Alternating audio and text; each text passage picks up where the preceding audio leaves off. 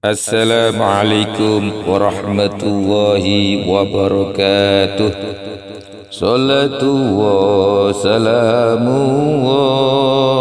ala toha Rasulillah. Salatu wa salamu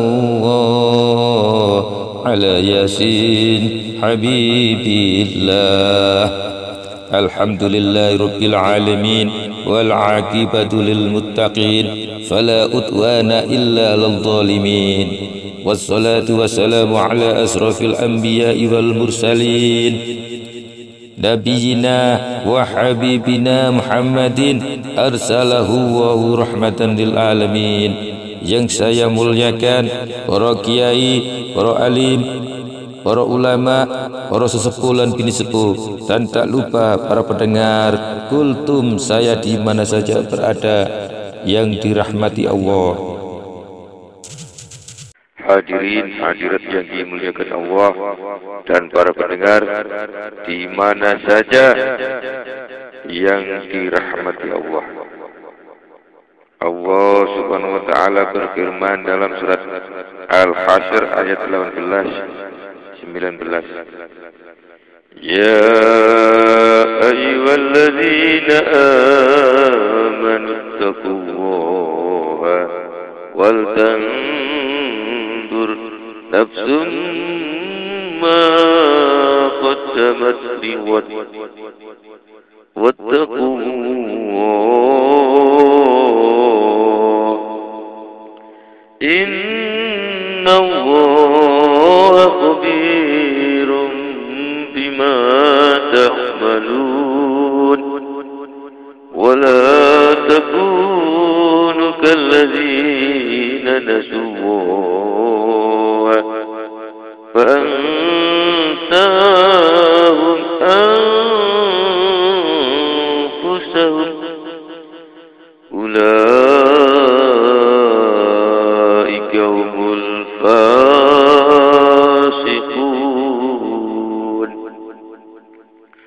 Hai orang-orang yang beriman, takutlah kamu sekalian pada Allah, dan hendaklah tiap-tiap orang memperhatikan apa yang diusahakan untuk masa depan, yakni besok hari kiamat.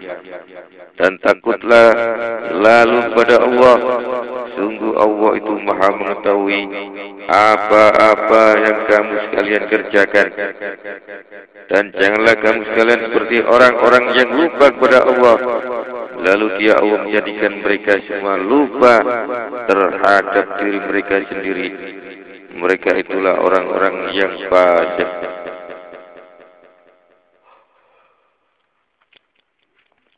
Dari Abil Kahil, dari Nabi alaihi salatu wassalam, bahwa beliau bersabda, Ya Aba Kahil, man shalla alaiya kulla yawmin salasa marratin wa kulla lailatin salasa marratin ubali wa sawqan ilayya kana haqqan 'ala Allah ay yaghfira lahu dhunuba dzalikal yawma wa dhunuba tilkal laila.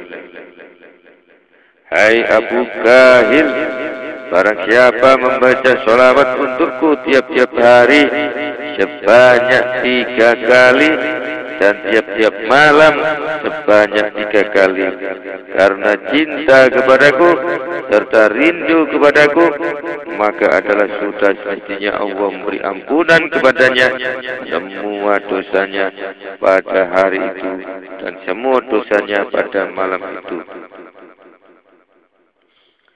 Telah diriwayatkan bahwa Umar radhiyallahu anhu mempunyai lampiran atau buku catatan yang ditulis di dalamnya. Ada yang diperbuat olehnya yang baik dan yang buruk dari seminggu ke seminggu yang lainnya. Apabila telah hari Jumat, maka ditunjukkanlah semua amal perbuatannya kepada dirinya sendiri. Dan setiap dia sampai kepada sesuatu yang tidak diridhoi oleh Allah Ta'ala, maka dia mengumpulkan jematinya kepada dirinya sendiri seraya berkata, Inikah yang telah engkau perbuat. Ketika Umar radhiyallahu an meninggal dunia, maka para sahabat mau memandikan. Mereka lihat waktu itu di punggungnya dan di pinggangnya terdapat bekas-bekas hitam dari sebab banyak pukulan cemeti. Dan adalah Umar radhiyallahu an apabila mendengar ayat-ayat di dalam Al-Quran yang berhubungan dengan siksa, dia jatuh pingsan. Dan dia dalam keadaan sakit ditengok oleh para sahabat, sedang di wajahnya terdapat 2 garis memanjang dari sebab banyaknya air mata yang banyak mengalir. Dan dia berkata, andai kata ibuku tidak melahirkan, andai kata ibuku tidak melahirkan aku. Pada suatu hari dia berjalan, maka dia mendengar seorang membaca Al-Quran. Inna azab rabbika lawaqi'un ma lahu min dafi. Sungguh siksa Tuhanmu itu akan terjadi dan tidak ada yang bisa menolaknya. Maka dia Umar radhiyallahu an terjatuh pingsan sehingga dibawa oleh orang banyak ke rumahnya. Kemudian dia tidak bisa keluar dari rumahnya selama sebulan. Dari Ka'bil Ahbari bahwa dia berkata, sungguh aku menangis karena takut pada Allah, sehingga air mataku berteteskan lebih aku sukai daripada aku bersedekah timbangan diriku daripada emas. Karena tidak seorang pun yang menangis karena takut pada Allah Ta'ala, sehingga tetesan air matanya berjatuhan di bumi atau di tanah, kecuali dia tidak akan disentuh oleh api neraka. Telah diriwayatkan bahwa Allah Ta'ala memberi wahyu kepada Nabi Musa alaihissalam, ma syahada zahiduna fi syai'in misla zuhdi di dunya wa ma taqarrabal mutaqarriduna ilayya bi syai'in mislal wara'i amma hurrimat alaihim wa ma ta'abbadal muta'abbiduna ilayya bimithli man kafaka min khasyati. Wa qala Musa alaihi salam, ya akramal akramina ya wa ya arhamur rahimin wa ma tusibuhum ala dhalik. Qala Allah Ta'ala amma zahiduna wa ubiha lahumul jannata yatabawwa'una minha haitsu yasha'un wa ammal mutawarri'una amma hurrimat alaihim wa udkhilahumul jannati bighairi hisab wa ammal baquna min khasyati fahum ar-rafiqil a'la fil jannah. Tidaklah orang-orang yang zuhud itu meninggalkan sesuatu seperti zuhud, yakni meninggalkan urusan dunia. Tidaklah mendekatkan diri orang-orang yang bertakarruf atau beribadah kepadaku sedikit pun seperti perbuatan yang berhati-hati dari apa-apa yang diharamkan pada mereka. Dan tidaklah orang-orang yang beribadah kepadaku itu seperti orang-orang yang menangis dari sebab takut kepada aku. Kata Nabi Musa alaihissalam, wahai Allah yang maha mulia dan yang maha kasih sayang, dengan apakah engkau membalas mereka yang demikian itu? Allah Ta'ala berfirman, adapun orang-orang yang zuhud, maka aku perkenankan bagi mereka surga, dan mereka boleh menempatinya sekehendak mereka. Adapun orang-orang yang berhati-hati terhadap yang diharamkan pada mereka, maka aku masukkan ke dalam surga tanpa hisab. Dan adapun orang-orang yang menangis dari sebab takut kepadaku, maka mereka itu berteman dengan teman-teman yang paling tinggi derajatnya di dalam surga. Diterangkan dalam sebuah hadis, إذا كان يوم القيامة يوقف العبد بين يدي الله تعالى ويؤتى كتابه ويجد فيه سيئات كثيرة ويقول إلهي ما فعلت هذه السيئات فيقول الله تعالى إن لي شهودا ثقات فيلتفت إلى يمينه وشماله ولم يروا أحدا من الشهود فيقول يا ربي أين الشاهد فيأمر الله جوارحه بأن تشهد عليه فتشهد فتقول الأذنان إنا سمعنا وعلمنا أنه قد أمل والعينان إنا قد نظرنا واللسان إنا قد قلت وقد اليدان والرجلان إنا فعلنا والفرح أنا جنيت ويبقى العبد متحيرا ويأمر الله تعالى به إلى النار فيظهر من عينه اليمنى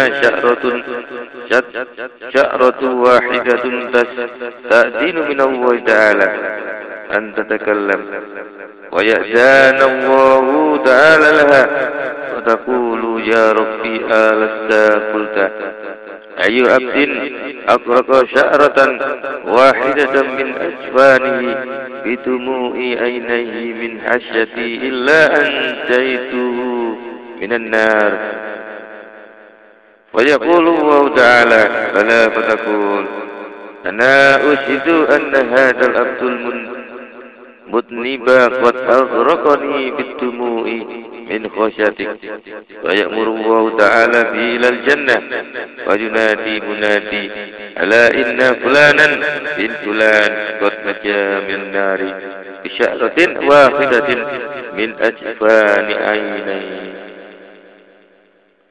Bila mana hari kiamat telah datang ada seorang hamba yang dihentikan di hadapan Allah Ta'ala, maka diberikan buku catatan amalnya, dan dia dapatkan di dalam buku catatan itu banyak amal perbuatan yang jelek. Maka kata dia, Tuhanku, aku tidak mengerjakan cuma kejelekan ini. Allah Ta'ala berfirman, sungguh aku mempunyai beberapa saksi yang terpercaya. Maka hamba itu berpaling ke kanan dan ke kiri dan tidak dia dapatkan seorang saksi pun. Maka dia berkata, wahai Tuanku, di manakah saksiku?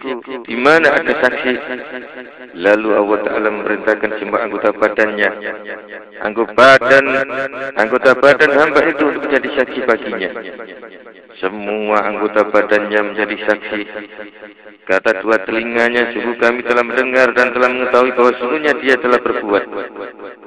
Kata dua matanya, sungguh kami telah melihat.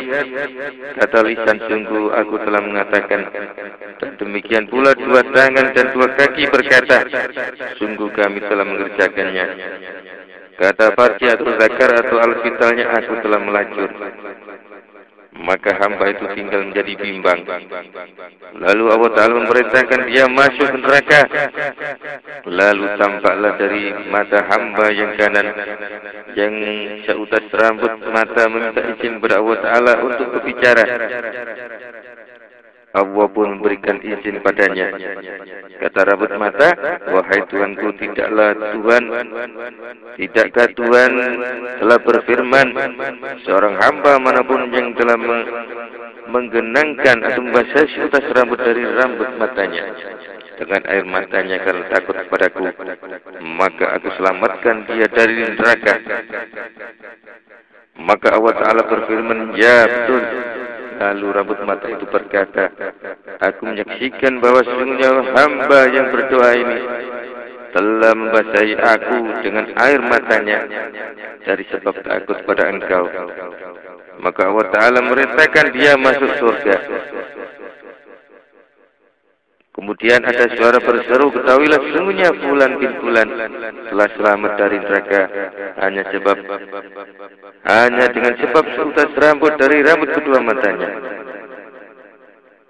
Telah diriwayatkan dari atau bahwa dia berkata, aku Ibnu Umar dan Ubay bin Amrin telah datang masuk pada Siti Aisyah radhiyallahu an bahwa Ibnu Umar, hai Siti Aisyah, ceritakanlah kepada kami sekalian sesuatu yang paling mengagumkan dari Nabi alaihi salatu wasallam.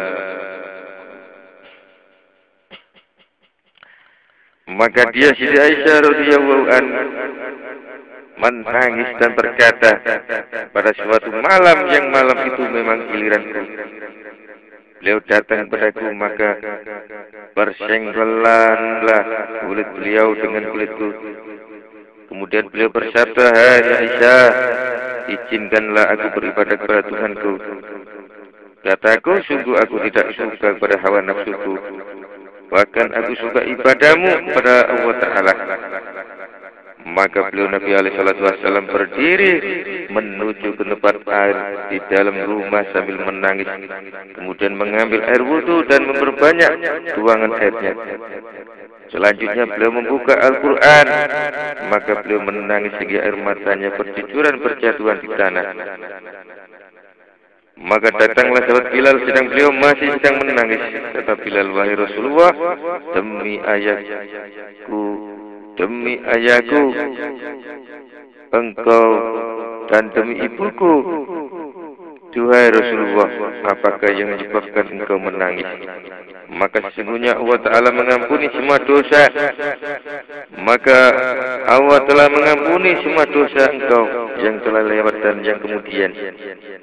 Maka beliau Nabi SAW bersabda, apakah aku tidak menjadi hamba yang bersyukur?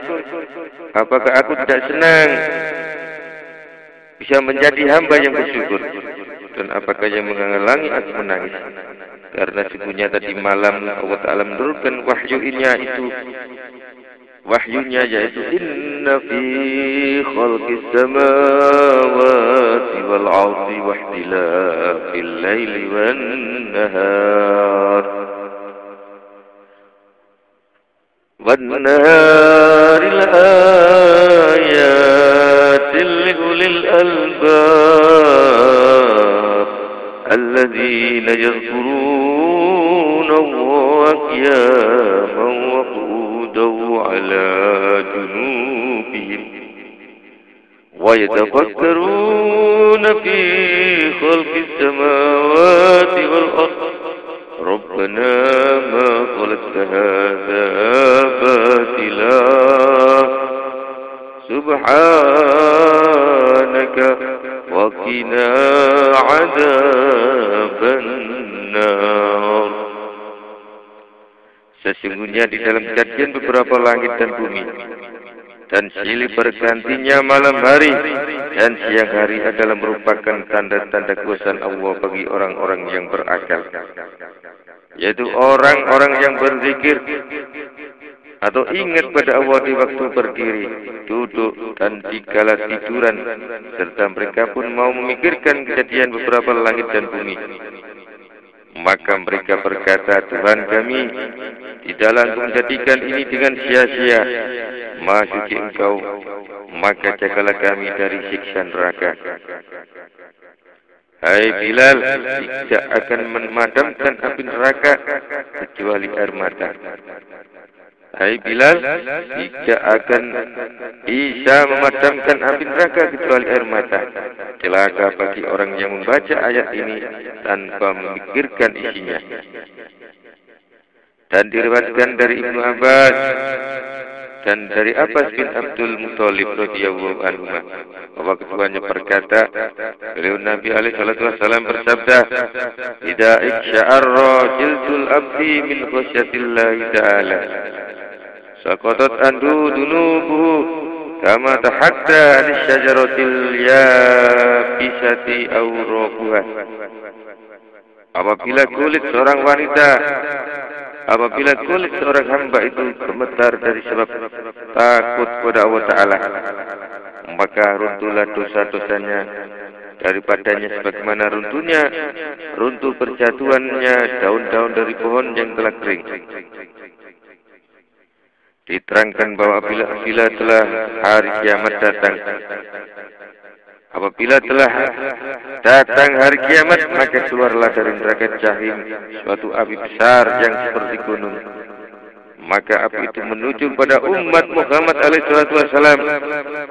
Maka beliau Nabi alaihissalam berusaha sungguh-sungguh menolaknya, akan tetapi tidak mampu. Kemudian beliau berseru, "Hai Jibril, sungguh api ini menyerang umatku dan akan membakar mereka." Maka Jibril alaihissalam pun datang dengan membawa segelas air dan menyerahkan kepada Rasulullah. Seraya berkata, "Wahai Rasulullah, ambillah air ini, kemudian siramkanlah pada api itu." Ketika beliau menyiramkan air itu, maka api itu mati seketika. Maka Nabi alaihissalam bersabda atau bertanya kepada Jibril, "Hai Jibril, air apakah ini? Belum pernah aku melihat sepertinya dalam memadamkan api." Maka Jibril alaihissalam menjawab, "Air ini hanyalah air mata umatmu yang sama menangis dari sebab takut pada Allah Ta'ala di waktu sunyi. Maka Allah Tuhanku telah memerintahkan aku agar supaya aku mengambilnya serta menjaganya sampai waktu engkau memerlukan air itu untuk memadamkan api yang menyerang pada umatmu." Diterangkan pula bahwa Nabi Adam alaihissalam menangis selama 300 tahun ketika turun dari surga, dan dia tidak mengangkat kepalanya ke langit karena malu pada Allah Ta'ala. Dan dia bersujud di atas gunung India selama 100 tahun. Maka dia menangis lagi sehingga air matanya mengalir di jurang Sarandip. Maka Allah Ta'ala menumbuhkan pohon kayu manis dan pohon cengkeh di jurang dari air mata Nabi Adam alaihissalam tersebut. Dan burung-burung sama minum air mata Nabi Adam alaihissalam. Burung-burung itu berkata, "Kami belum pernah minum air yang lebih hebat atau lebih lezat daripada ini."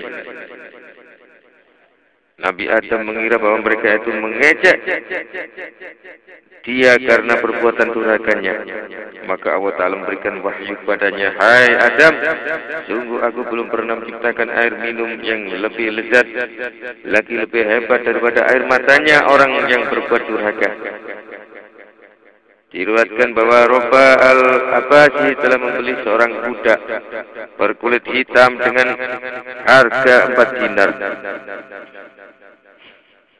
Maka adalah budak berkulit hitam itu tidak tidur dan tidak membiarkan tuannya tidur. Ketika malam telah gelap, maka Robah al-Abasi berkata, "Hai budakku, mengapa engkau tidak tidur dan tidak membiarkan kami tidur, mengganggu sehingga kami tidak bisa tidur?" Kata budak itu, "Tuanku, bila malam telah gelap, aku teringat kegelapan kubur dan kegelapan neraka jahanam. Maka terbang hilanglah rasa ingin tidur. Apabila aku teringat berhenti di hadapan Tuhanku, hatiku menjadi bertambah susah.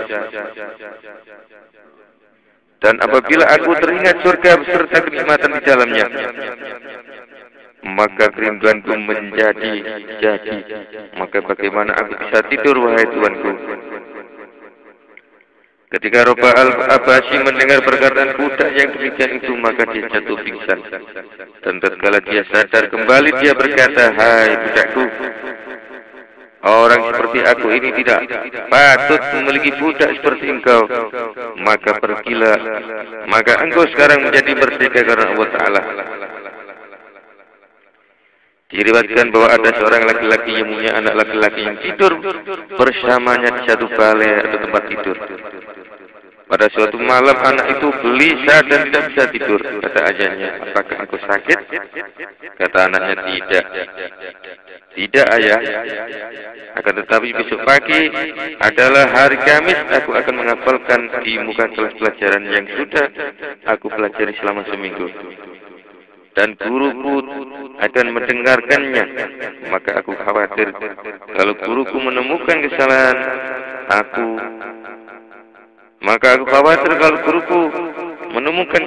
kemudian memukul dan memarahiku. Maka orang laki-laki itu atau ayahnya berteriak keras sekali dan menaburkan pasir di kepalanya seraya menyesal serta menangis dan berkata, aku seharusnya lebih takut pada hari aku di hadapan Tuhan yang Maha Rahman dengan perbuatan durhaka yang pernah aku lakukan di dunia, sebagaimana firman Allah Ta'ala, wa uridu ala rabbika soffa, dan mereka dihadapkan kepada Tuhanmu dengan berbaris. Dari Abu Hurairah radhiyallahu an, dari Nabi alaihi salatu wasallam, bahwa beliau bersabda, la tazulu qadama abdi yaumal qiyamati hatta yus'ala an arba, an umrihi fima afnahu wa an jismihi fima ablahu wa an ilmihi ma amila bih wa malihi min aina iktasabahu wa fima anfaqahu. Sebelum dua telapak kaki seorang hamba melangkah besok di hari kiamat, sehingga dia akan ditanya dahulu tentang 4 perkara. Yang pertama, dari umurnya untuk apa dihabiskan. Yang kedua, dari tubuh untuk apa dirusakkan. Dan yang ketiga, dari ilmunya, apa yang telah diperbuat dengan ilmunya itu. Yang keempat, dari hartanya, dari mana didapatkan dan untuk apa dia nafkahkan. Kata ahli makrifat kepada Allah, cucilah 4 dengan 4. Yang pertama, cucilah wajah-wajah kamu sekalian dengan air matamu. Yang kedua, cucilah lisan kamu sekalian dengan zikir pada Allah penciptamu. Yang ketiga, cucilah hati kamu sekalian dengan rasa takut pada Tuhanmu. Yang keempat, cucilah semua dosa kamu sekalian dengan taubat pada Tuhanmu. Kata seorang ahli fikih, dosa itu ada 2 macam seginya. yakni yang pertama, dosa dalam urusan antara kamu dengan Allah, dan 2, dosa dalam urusan antara kamu dengan sesama hamba. Adapun dosa antara kamu dengan Tuhanmu, maka taubatlah dengan membaca istighfar dengan lisan, menyesal dengan hati, dan terdetik dalam hati nurani, tidak akan mengulangi lagi perbuatan dosa itu selamanya. Maka apabila dia mengerjakan itu lagi, taubatnya tidak akan memberikan manfaat atau tidak berguna selama dia tidak melaksanakan apa yang telah lewat. Kemudian merasa menyesal dan beristighfar, mohon ampunan kepada Allah. Adapun dosa yang antara kamu dengan sama hamba, maka apabila kamu tidak bisa membuat mereka rela, taubatmu tidak akan memberi manfaat padamu sehingga mereka menghalalkan kamu. Adapun kata abdun yang dituturkan dalam hadis, maka meskipun menunjukkan umum, karena keadaan kata-kata itu berbentuk makiro, karena keadaan kata-kata itu berbentuk nakiro, maka susunan yang terbentuknya menidakkan akan, tetapi dia mengandung arti khusus dengan sebab sabda beliau Nabi alaihi wasallam, yadkhulul jannata min ummati sab'unal alfam bighairi hisab. Yadkhulul jannata min ummati sab'una alfan bighairi hisab. Akan masuk surga dari umatku sebanyak 70.000 tanpa hisab. Berdasarkan atas hadis ini, maka pertanyaan tersebut di dalam hadis menunjukkan selain mereka yang 70.000 orang. Maka sudah seharusnya bagi tiap-tiap orang yang beriman kepada Allah Ta'ala dan pada hari kemudian, agar supaya mengetahui bahwa sesungguhnya dia akan ditanya besok di hari kiamat dan akan diuji di waktu hisab, bahkan akan dituntut dengan amal dan perbuatan yang seberat semut atau kuda, dan nyata sekali bahwa dia tidak akan bisa selamat dari segala risiko ini kecuali dengan melazimkan menghisab dirinya sendiri lebih dahulu dalam usahanya untuk akhirat, pencariannya dalam hidup, waktu-waktunya, segala gerak-geraknya dan diamnya. Sungguh barang siapa lebih dahulu menghisap dirinya sendiri sebelum dihisap, maka akan menjadi ringanlah hisapnya di hari kiamat. Dan akan datang dengan sendirinya semua jawaban ketika ditanya, serta akan baiklah perpindahannya dan tempat tinggalnya. Dan barang siapa tidak menghisap dirinya sendiri lebih dahulu, maka akan selalu mengeluh lama tinggal di padang luas di hari kiamat. Dan perbuatan jeleknya akan menggiring dia ke tempat yang hina dan tempat kemarahan. Maka kalau demikian seharusnya bagi orang yang beriman, agar supaya tidak lupa dalam usahanya untuk akhirat, dari mengawasi dirinya dalam segala gerak dan diamnya, serta dalam segala penglihatan dan nyatanya. Karena usaha ini akan menguntungkan dia. Memperoleh surga Firdaus yang tinggi dan sampai pula pada Sidratul Muntaha bersama dengan para nabi, siddiqin dan syuhada. Kata Ar-Raqib, lupa ialah meninggalkan seorang akan hafalan yang sudah ada. Ada kalanya karena lemah otaknya atau karena lengah, sehingga menjadi hilanglah ingatan dari otaknya. Dan semua lupa dari manusia itu dicela oleh Allah Ta'ala. Maka lupa itu ada yang asalnya dengan kesengajaan, dan ada juga yang beralasan. Sehingga diriwayatkan dari Nabi SAW, Rufi'a an ummatil qata'u wan nisyan, dihapuskan dari umatku salah dan lupa. Maka hal itu bila tidak ada sebab daripadanya sendiri. Dan firman Allah Ta'ala, fadhuqu bima nasitum liqa'a yaumikum hada, maka rasakanlah olehmu sekalian dengan sebab kamu sekalian telah melupakan hari pertemuanmu ini. Itulah sebabnya dari kesengajaan mereka dan memang meninggalkan dengan jalan hinaan. Dan kalau hal itu didasarkan kepada Allah Ta'ala, kalau hal itu disandarkan kepada Allah Ta'ala, maka ialah Allah Ta'ala meninggalkan mereka sebagai hinaan terhadap mereka dan pembalasannya terhadap apa-apa yang telah mereka tinggalkan. Bagaimana disebutkan di dalam Al-Lubab, kadang-kadang lupa itu dipergunakan arti meninggalkan. Dari antara firman Allah, nasuwaha wa nasiyahum, mereka melupakan Allah, maka Allah melupakan mereka. Artinya mereka itu meninggalkan taat pada Allah sebagaimana meninggalkannya orang-orang yang lupa, maka Allah meninggalkan mereka. Kata sementara ahli tafsir, apabila dikatakan bahwa lupa itu terwujud sesudah ingat, dan lupa adalah lawan kata ingat.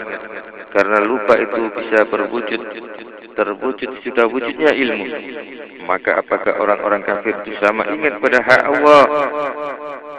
Apakah orang-orang kafir itu sama ingat pada hak Allah Ta'ala dan mengakui ketuhanannya sehingga mereka lupa sudah itu? Dijawab, sesungguhnya mereka itu mengakui dan berkata, ya, pada waktu dijanji. Kemudian mereka itu lupa sudah diciptakan. Dan orang-orang yang beriman tetap mengakui sudah diciptakan. Sebagaimana mereka mengakui sebelum dijadikan, dengan mendapat petunjuk Allah Ta'ala serta menjaga hak atau kebenaran hidayah itu, baik sedikit ataupun lebih banyak, baik besar maupun kecil. Rindun Al-Misri ditanya tentang rahasianya perjanjian kedudukan ayat. Alastu birabbikum, bukankah aku Tuhan kamu sekalian? Apakah engkau mengingatnya? Maka dia Rindun menjawab, seakan-akan perjanjian itu sekarang di telingaku. Hadirin hadirat yang dimuliakan Allah, demikian apa yang bisa saya sampaikan. Mudah-mudahan yang sedikit dan yang terbatas dengan penuh kelemahan ini dapat menjadikan kita memperoleh hidayah dari Allah SWT. Ihdinas siratal mustaqim. Wassalamualaikum warahmatullahi wabarakatuh.